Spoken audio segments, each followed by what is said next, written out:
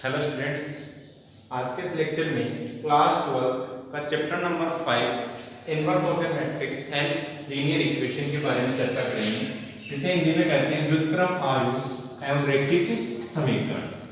Chapter number 3 और 4 की अपन ने पहले डिस्कस कर लिया था। चैप्टर नंबर 3 था अपना मैट्रिक्स और चैप्टर नंबर 4 जो था वो था अपना डिटरमिनेंट्स। इन दोनों ही चैप्टरों पे अपन ने डिस्कस कर लिया था, यानी इनके कंसेप्ट के जो कंसेप्ट था इनका कंसेप्ट अपन ने समझ लिया था। इस चैप्टर में जो मैट्रिक्स और डिटरमिनेंट्स हैं इनका जो दोनों का जो कॉम्बिनेशन कंसेप्ट है वो पढ़ेंगे आज इस चैप्टर में, जिसका नाम है व्युत्क्रम आव्यूह एवं रैखिक समीकरण। आरबीएसई बोर्ड के तहत जो ये चैप्टर नंबर 5 है वो अपने 4 मार्क्स का है। कितने मार्क्स का चैप्टर है ये? 4 मार्क्स का चैप्टर है, जिसमें व्युत्क्रम आव्यूह से 1 नंबर का क्वेश्चन पुट अप होता है और रैखिक समीकरण जो है इनसे 3 नंबर का क्वेश्चन अपने को मिलता है। तो इस चैप्टर को स्टार्ट करने से पहले देखो मैं क्या बता रहा हूं आपको। एक तो जो ये चैप्टर है वो यूजफुल चैप्टर है, यानी कि इसका जो यूज होगा वो क्या यूज होगा। एक तो जो डिटरमिनेंट अपन ने पढ़ा था उसकी सहायता से जो त्रिभुज है, यानी कि जो त्रिभुज है उस त्रिभुज का क्षेत्रफल ज्ञात इस डिटरमिनेंट की सहायता से अपन कर सकते हैं। दूसरा इसका जो यूज है, ये तो पहला यूज हो गया। दूसरा इसका जो यूज है वो क्या है कि 3 बिंदुओं के सरेख होने की शर्त को इसकी सहायता से यानी डिटरमिनेंट की सहायता से अपन सिद्ध कर सकते हैं। एक यूज और भी है इसका, यानी यूज तो इसके काफी है, लेकिन यहाँ पे अपन 2-3 यूजों की इसमें चर्चा करेंगे। तीसरा यूज इसमें ये है कि 2 बिंदुओं से होकर जाने वाली रेखा का जो समीकरण होता है उसके बारे में भी अपन डिस्कस करेंगे। तो ऐसे यहाँ पे तो अपन को केवल 3 ही यूज पढ़ने हैं और वैसे इसके काफी यूज और भी ज्यादा हैं। तो यहाँ पे देखो जो चैप्टर नंबर 5 है उसमें मैट्रिक्स और डिटरमिनेंट्स अपन ने पढ़ लिया था। तो अपने को पता है कि जो स्क्वायर मैट्रिक्स होता है, जो स्क्वायर मैट्रिक्स होता है उसी का क्या ज्ञात किया जाता है, यानी उसी से अपन डिटरमिनेंट्स प्राप्त होते हैं। यानी कि जो डिटरमिनेंट्स होते हैं वो केवल और केवल किसके होते हैं? स्क्वायर मैट्रिक्स के ही डिटरमिनेंट होते हैं। स्क्वायर मैट्रिक्स तो हो गया अपने पास में वर्ग आव्यूह, इसे तो क्या कहते हैं हिंदी में वर्ग आव्यूह, और ये होता है अपने पास में सारणिक। Determinants DETRMINANTS determinants. तो यहाँ पे देखो जो वर्ग आव्यूह होगा वो यहाँ पे क्या होगा? 2 प्रकार का होगा। किसके बेसिस पे? डिटरमिनेंट की बेसिस पे, यानी सारणिकों के बेसिस पे जो वर्ग आव्यूह होगा वो यहाँ पे 2 प्रकार का होगा। यानी कि सारणिकों की जो वैल्यू होगी, सारणिकों की जो वैल्यू होगी, यानी कि डिटरमिनेंट की वैल्यू या तो क्या आएगी? 0 के इक्वल आएगी, या फिर डिटरमिनेंट की वैल्यू क्या आएगी? 0 के इक्वल नहीं आएगी। तो यहाँ पे जो वर्ग आव्यूह है वो यहाँ पे 2 प्रकार का होगा। एक तो हो गया अव्युत्क्रमणीय आव्यूह, एक तो हो गया आपके पास में अव्युत्क्रमणीय आव्यूह, और दूसरा हो गया हटा दो तो ये बन गया व्युत्क्रमणीय आव्यूह। यानी कि इसे तो कहते हैं सिंगुलर मैट्रिक्स और इसे कहते हैं नॉन सिंगुलर मैट्रिक्स। यानी कि अपन अव्युत्क्रमणीय आव्यूह के बारे में डिस्कस करेंगे। सबसे पहले तो अव्युत्क्रमणीय आव्यूह क्या होगा? यानी कि अगर कोई आव्यूह है आपके पास में aij और ये m/m क्रम का होगा तभी तो ये वर्ग आव्यूह होगा। तो ये जो वर्ग आव्यूह है aij m/m क्रम का, तो इसकी जो वर्ग आव्यूह का जो सारणिक होगा, जो सारणिक होगा उस सारणिक का मान अगर आपको 0 प्राप्त होता है तो फिर a क्या कहलाएगा? a कहलाएगा अव्युत्क्रमणीय आव्यूह। दूसरा, अगर मान लो आपके पास में कोई आव्यूह है a बराबर aij और ये भी कोई वर्ग आव्यूह है और इसके डिटरमिनेंट की वैल्यू नॉट इक्वल टू 0 होती है, तो फिर ये जो आव्यूह होगा a वो क्या कहलाएगा? व्युत्क्रमणीय आव्यूह कहलाएगा। डिटरमिनेंट नहीं कहलाएगा, क्या कहलाएगा? इस a को यानी जो आव्यूह होगी a वो कहलाएगा व्युत्क्रमणीय आव्यूह और यहाँ पे जो आव्यूह होगा वो क्या कहलाएगा? अव्युत्क्रमणीय आव्यूह कहलाएगा। यदि इसके डिटरमिनेंट की वैल्यू 0 के इक्वल है तो अव्युत्क्रमणीय आव्यूह यानी सिंगुलर मैट्रिक्स, और यदि इसके डिटरमिनेंट्स की वैल्यू नॉट इक्वल टू 0 होगी तो उसे क्या कहेंगे? व्युत्क्रमणीय आव्यूह यानी नॉन सिंगुलर मैट्रिक्स। एग्जांपल की बात करें तो देखो, अगर आपके पास में कोई आव्यूह है a और वो है 1 3 2 और 6, इसका जो सारणिक होगा वो उसको क्या लिखोगे आप? सारणिक का सिंबल हो गया 2 एरो, ये हो गया 1 3 2 और 6। इसकी वैल्यू जब आप फाइंड आउट करोगे तो इसकी वैल्यू क्या होगी? 6 तो आएगा 6, फिर माइनस 2 into 3 हो गया 6 इज इक्वल टू 0, यानी डिटरमिनेंट a की वैल्यू आपके पास में क्या हो गई? 0 प्राप्त हो गई। तो फिर a जो है वो क्या कहलाएगा? अव्युत्क्रमणीय आव्यूह कहलाएगा। व्युत्क्रमणीय आव्यूह के बारे में अगर देखें तो अगर कोई एग्जांपल अपन देखते हैं तो कोई आव्यूह है a आपके पास में और वो है 4 3 2 और 5, ठीक। तो यहाँ पे देखो इसकी जो सारणिक होगी वो क्या होगी? 4 3 2 और 5, ये इसकी सारणिक हो गई। इसकी सारणिक का मान देखो क्या होगा? Determinant a is equal to क्या होगा? ये हो गया 20 माइनस 3 into 2 कितना हो गया? 6, कितना आ गया आपके पास में? 40, और वो क्या नहीं है? नॉट इक्वल टू 0, यानी 0 के इक्वल नहीं है। तो फिर ये जो आव्यूह होगा वो क्या कहलाएगा? व्युत्क्रमणीय आव्यूह कहलाएगा। एक चीज और देखो, जो अव्युत्क्रमणीय आव्यूह होता है उसका व्युत्क्रम अपन ज्ञात नहीं कर सकते। केवल जो व्युत्क्रमणीय आव्यूह होंगे, दोबारा बोल रहा हूं मैं, जो केवल व्युत्क्रमणीय आव्यूह होंगे उन्हीं का क्या ज्ञात किया जा सकता है? व्युत्क्रम ज्ञात किया जा सकता है। यहां तक अपने को समझ में आ गया होगा। तो इसके बाद में देखो अपन पढ़ेंगे वर्ग आव्यूह की सहखंडज आव्यूह, वो क्या होते हैं उस पर डिस्कस करते हैं। अगला जो टॉपिक अपना वो है वर्ग आव्यूह की सहखंडज आव्यूह, इसे इंग्लिश में कहते हैं adjoint of a square matrix. अपन ने देखो व्युत्क्रमणीय आव्यूह और अव्युत्क्रमणीय आव्यूह पे डिस्कस कर लिया था। तो जो अव्युत्क्रमणीय आव्यूह था, अव्युत्क्रमणीय आव्यूह वो तो क्या होता है कि यदि कोई वर्ग आव्यूह जो आपको दिया गया है वर्ग आव्यूह, उसकी सारणिक का मान अगर 0 होता है, सीधी सी बात है, तो वो क्या कहलाएगा? अव्युत्क्रमणीय आव्यूह कहलाएगा। और व्युत्क्रमणीय आव्यूह क्या होगा कि यदि किसी वर्ग आव्यूह की सारणी का मान नॉट इक्वल टू 0, यानी कि 0 से इक्वल नहीं होगा, तो वो क्या कहलाएगा? व्युत्क्रमणीय आव्यूह कहलाएगा। मैंने ये भी कहा था कि जो व्युत्क्रम आव्यूह होता है, क्या होता है? व्युत्क्रम आव्यूह। तो व्युत्क्रम आव्यूह अव्युत्क्रम आव्यूह का कभी भी व्युत्क्रम आव्यूह नहीं ज्ञात किया जाता। व्युत्क्रम आव्यूह जो व्युत्क्रमणीय आव्यूह होता है उसी का ही व्युत्क्रम आव्यूह यानी इनवर्स मैट्रिक्स ज्ञात किया जाता है। उसके बाद में देखो अपन पढ़ेंगे वर्ग आव्यूह के सहखंडज आव्यूह। तो ये देखो क्या होता है, अच्छे से समझना अपने को, क्योंकि अगर इन चीजों को अगर नहीं समझेंगे तो फिर अपना जो चैप्टर है वो पढ़ने का कोई औचित्य नहीं होगा।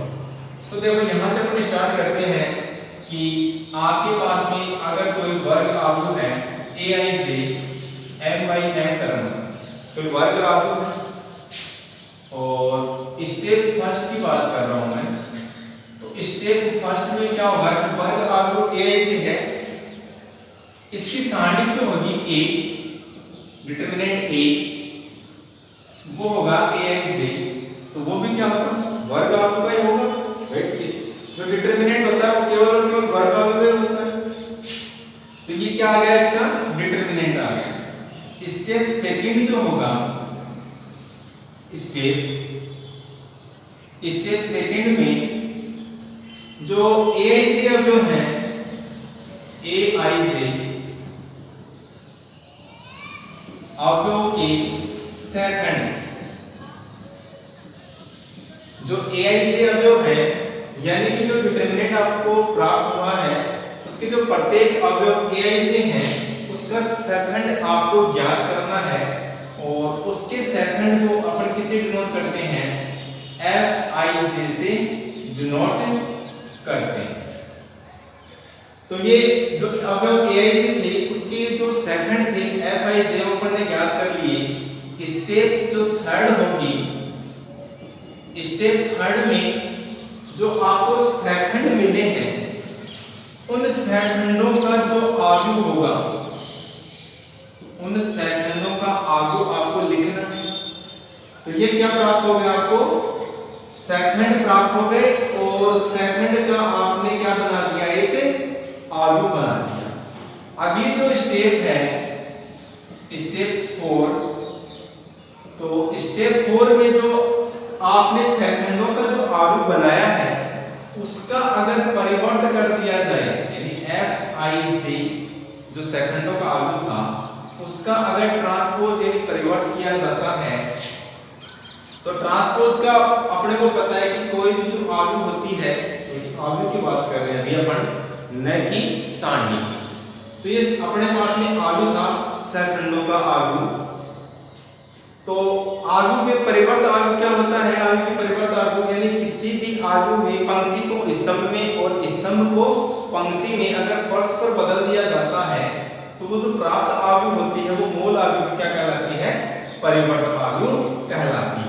तो ये जो आपको फाइनली प्राप्त हुआ है वो क्या कहलाएगा, एडजॉइंट ऑफ ए कहलाएगा, यानी कि ए डी और जे और फिर कैपिटल ए, यानी जो एडजॉइंट है यानी इस साथ जो आयु ए है उसका ये क्या कहलाएगा, एडजॉइंट ऑफ ए कहलाएगा, एफ आई जे का ट्रांसपोज।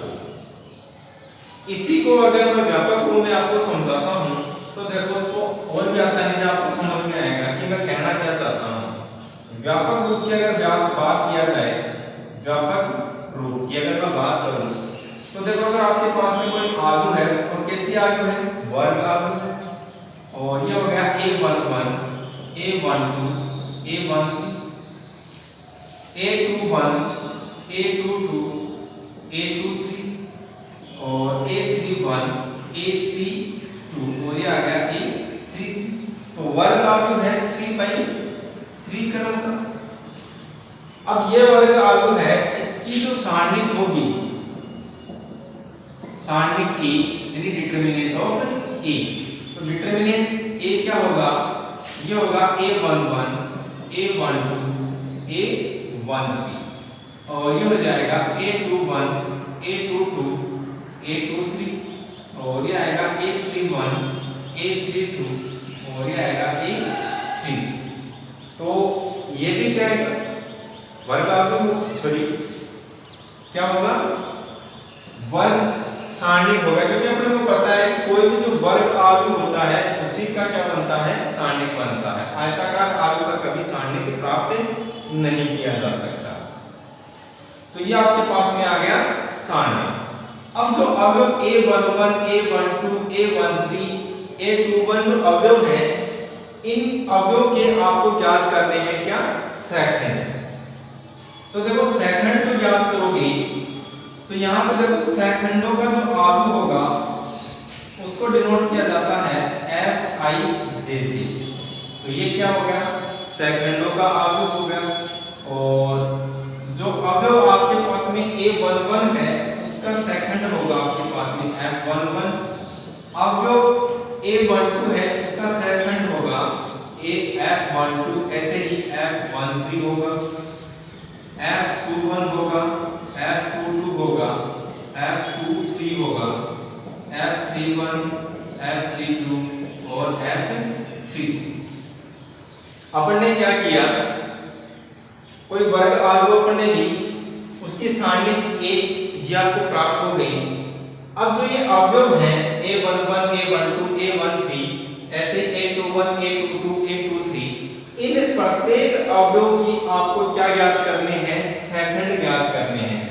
तो अवयव A11 का सेकंड हो गया F11, अवयव A12 का सेकंड हो गया F12, अवयव A13 का सेकंड हो गया F13। ऐसे ही इन सारे जो अवयव है उनका मैंने क्या प्राप्त कर लिया, सेकंड प्राप्त कर लिया, और उसकी मैंने क्या बना दिए कि आलू बना दी। तो ये हो गया Fij और ये क्या आ गई है कि आलू आपको प्राप्त हो गया। अब देखो ये जो Fij आलू था, इसका आपको करना है क्या, ट्रांसपोज। तो यहां से इसका जब ट्रांसपोज करोगे आप, तो ये था आपके पास में F11, F12, F13, F21, F22, F23, F31, F32, F33 और ये हो गया इसका ट्रांसपोज। तो ट्रांसपोज जो मैंने किया है, ये इसको क्या कहते हैं, एडजॉइंट ऑफ ए कहते हैं। यानी ये जो आपको सेकंड प्राप्त हुआ है वो आलू ए का क्या कहलाता है, सेकंड आलू कहलाता है, और जिसे क्या कहते हैं, एडजॉइंट ऑफ ए कहा जाता है। तो यही अपन ने इसमें किया था, ये कोई वर्ग आलू ली और उसकी सारणी अपन ने ये बना ली, यानी क्या हो गया, इस वर्ग आलू का कोई सारणी हो गया, और फिर इसमें जो AIJ अवयव थे उस AIJ अवयव के सेकंड और AIJ अवयव के सेकंड को Fij से डिनोट किया जाता है। स्टेप थर्ड में जो सेकंड अपने को प्राप्त हुए थे उनके अपन ने क्या बना लिए कि आलू बना ली, और स्टेप 4 में जो सेकंड आलू प्राप्त हुए थे उसका क्या कर दिया, ट्रांसपोज कर दिया, और ये जो आपको प्राप्त हुआ है वो आलू ए का क्या कहलाएगा, आलू ए का सेकंड आलू कहलाता है, जिसे एडजॉइंट ऑफ ए कहते हैं। और यही मैंने इसको व्यापक रूप में आपको समझाया है। तो मेरे हिसाब से ये आपको समझ में आ गया होगा। इसके बाद में एक अपन एग्जांपल पे डिस्कस करते हैं। इससे पहले मैं क्या करता हूं कि जो पेन है उसमें सही डाल लेता हूं, उसके बाद में अपन डिस्कस करते हैं।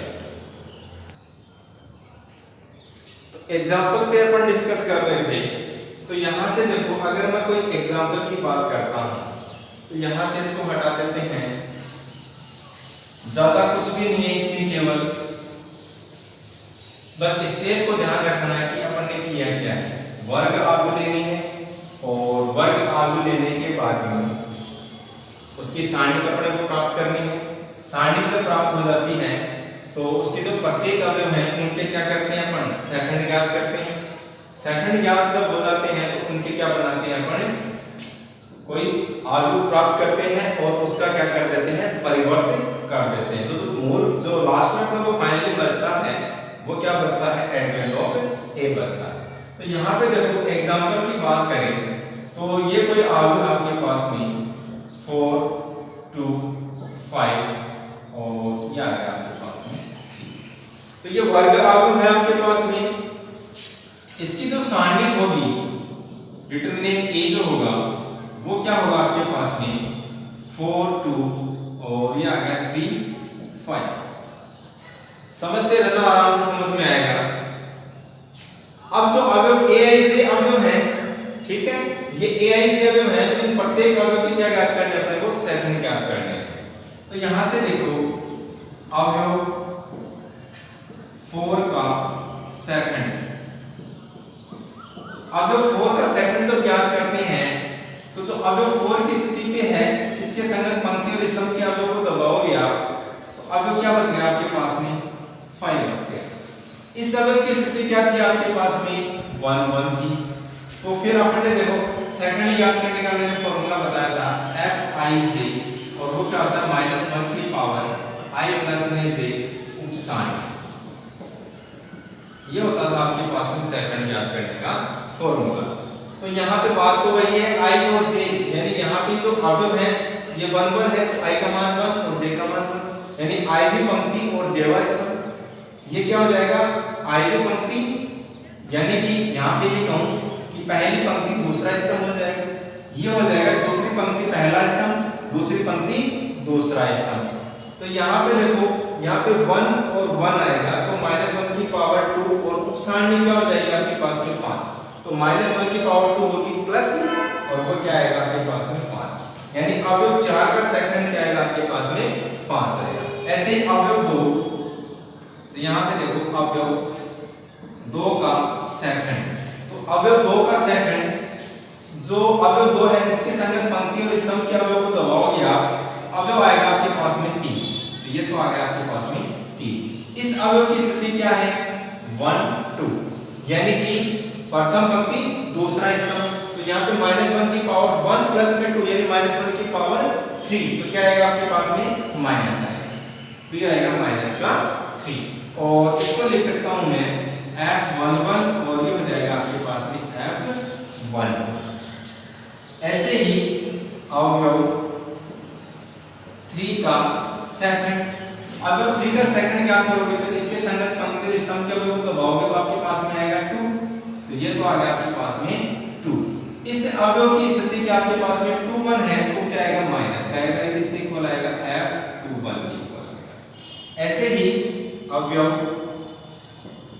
5 का सेकंड, अवयव 5 के सेकंड याद करना, तो इसका संगत पंक्ति और स्तंभ के अवयव को दबाओगे तो आपके पास में आएगा 4, और अवयव जो 5 है वो क्या है 2 2 है, तो -1 की पावर 2 प्लस 2 4, तो -1 की पावर 4 यानी सम है, तो क्या आएगा सम आएगा, और ये आएगा f2, यानी कि ये जो अवयव a है से ठीक इनके अपन ने क्या निकाल लिए सेकंड निकाल लिए, और अपन ने देखो ये किया था सेकंड निकाल लिया। स्टेप 3 में क्या कर दिया, जो सेकंडों का अवयव था, यानी कि अब मैं क्या प्राप्त कर रहा हूं Fij,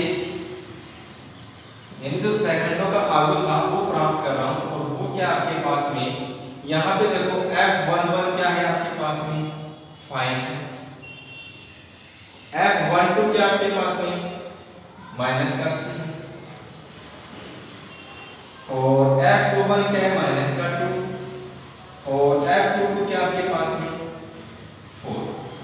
ये आ गया आपके पास में सेकंडों का अवयव। इसका करना है आपको ट्रांसपोज, तो ये आ गया Fij और इसका कर दो आप ट्रांसपोज, यानी इसका करना है आपको ट्रांसपोज, तो आएगा 5 माइनस का 3 माइनस का 2 और 4, इसका कर दिया ट्रांसपोज।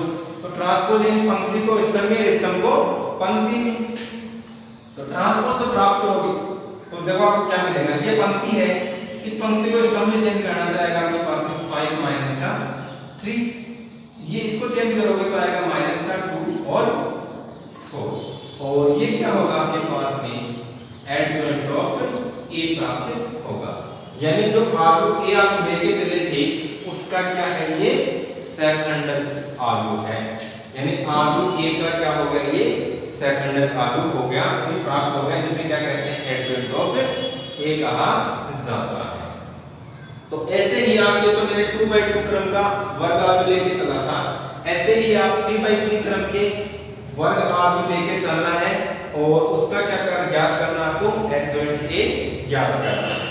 एक चीज और देखो यहाँ पे आप, अगर आपके पास में कोई भी 2/2 यानी 2/2 क्रम या द्वितीय क्रम का अगर कोई वर्ग अवयव है, तो उसका आप इजी वे में या फिर तुरंत उसका क्या ज्ञात कर सकते हो, एडजॉइंट आप ज्ञात कर सकते हो। यहाँ पे देखो, यहाँ पे आपके पास में ये अवयव आपको दिया था, तो देखो यहाँ से अवयव a जो प्राप्त हुआ था, और ये तो अवयव a था, उसका एडजॉइंट देखो आपको क्या प्राप्त हो रहा है, यानी कि जो मुख्य विकर्ण के जो अवयव हैं वो तो क्या हो गए अपना स्थान चेंज कर गए नहीं कर गए, देखो यहाँ पे 4 की जगह 5 और 5 की जगह 4 आ गए, और जो पिछले विकर्ण के जो अवयव थे वो क्या कर गए, स्थान तो चेंज नहीं करेंगे लेकिन उनका क्या हो जाएगा, चिन्ह परिवर्तित हो जाएगा। तो यहाँ पे देखो, अगर मैं आपको अवयव a आपको दी गई हो इस प्रकार से 1 2 3 और 4, और ये कह दिया जाए कि इसका एडजॉइंट ज्ञात कीजिए। तो देखो इसका एडजॉइंट जब आप ज्ञात करोगे, एडजॉइंट ऑफ ए, तो एडजॉइंट ऑफ ए ज्ञात करोगे तो क्या होगा, मुख्य विकर्ण के जो अवयव हो तो अपना स्थान सिद्ध करेंगे, तो आएगा 4 1, ठीक। और जो पिछला विकर्ण है उनके स्थान परिवर्तित नहीं होंगे, केवल क्या होंगे, चिन्ह परिवर्तन होंगे, तो आएगा -2 और ये आएगा -3। तो देखो इसका क्या आ जाएगा आपके पास में, डायरेक्ट एडजॉइंट ए आपको प्राप्त हो जाएगा। अगर यहाँ पे -2 होता तो फिर क्या करते हैं अपन, तो देखो स्थान परिवर्तित करोगे तो देखो यहां से देखो एडजॉइंट ऑफ ए इसका ज्ञात करना है, तो विकर्ण जो मुख्य विकर्ण क्या है वो तो हो गया आपके पास में चेंज, और ये जो अवयव है इनका अपने को चिन्ह परिवर्तित करना है, तो ये जो -2 था वो तो बढ़ेगा प्लस का, और ये आएगा आपके पास में -3। तो ऐसे अपन आसानी से 2/2 में द्वितीय क्रम के जो अवयव है उनका एडजॉइंट अपन ज्ञात कर सकते हैं। तो आई होप कि ये आपको समझ में आया होगा। आज के इस लेक्चर में इतना ही अपन पढ़ेंगे। नेक्स्ट लेक्चर में एक तो अपन पढ़ेंगे इनवर्स मैट्रिक्स और फिर उसकी जो थ्योरम है उनको अपन डिस्कस करेंगे। तब तक के लिए आप इस चीज को समझो, पढ़ो और जो 3/3 क्रम का अवयव है उसका आप एडजॉइंट ज्ञात करने की कोशिश करो। तब तक के लिए वीडियो को देखते रहिए।